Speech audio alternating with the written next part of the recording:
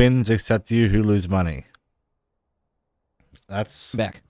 good. Why the fuck did anyone ever need to use this, right? You know, Ancestry.com and all that, that was always kind of a freak show. Put up your DNA and be like, oh, well, yeah, we'll help you. I've seen plenty of people use Ancestry.com, and sometimes those results, I'm like, is this shit even real? And that's not me trying to fearmonger or be super online or even encourage distrust, but, you know, I think it's safe to approach most corporate endeavors with a lot of pessimism. And you look at this 23andMe thing, and what was the benefit at the end of the day? I'd be curious to know if any of you have used. It was like, it was confronting. Like, I think use 23andMe while you can, because like you sign a form and they tell you like, you might get cancer. You've got like cancer genes. Like, what the fuck? And it's like, you flip the page and it's like, warning, you know, what you're about to see might be funny. You're like, okay, like you got the liver cancer disease. It's like, oh, what the fuck? And it's like confronting, man.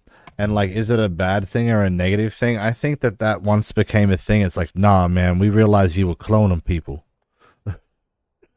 Use 23andMe and you found something from it that was useful to you. I guess maybe connecting with an old family member. There's probably certain instances. The clones at Ancestry were better. They could do like fucking, they could measure a hypotenuse or something. Where you're proving DNA and you know maybe you're forcing a deadbeat dad to own up and take care of what's his. So maybe there's that. But in conjunction with that, now there's so much genetic information for purchase, excuse me, which in one way is exciting, right? You know, if someone starts a cloning company, which those are popular, we're cloning a little.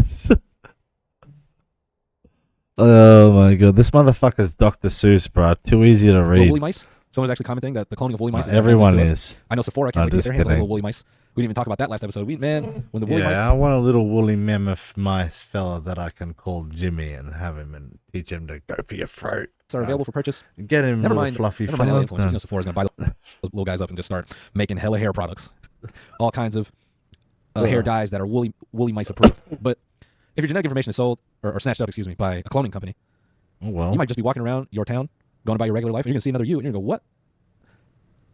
And you didn't realize that your genetic data was so cool. You'll be like Boba Fett. Some cloning companies don't want to make multiples of you because you're just so genetically cool and ripe and sick and awesome. Yeah, hell fucking yeah. But then, like, you got to pay me per clone like a royalty, right? So, like, so what's going to happen is I give you DNA, right? You give me, you know, no clone. But each clone, you give me royalty. And then out of all of my clones' taxes, you give me a cut of those taxes until I get my investment back, which is the succession of my life, right? And then from that point, then the remainder of my money can be fought to the death by a stainless steel single chopstick. Awesome. This actually is fascinating to me, this story, because there's corporate greed.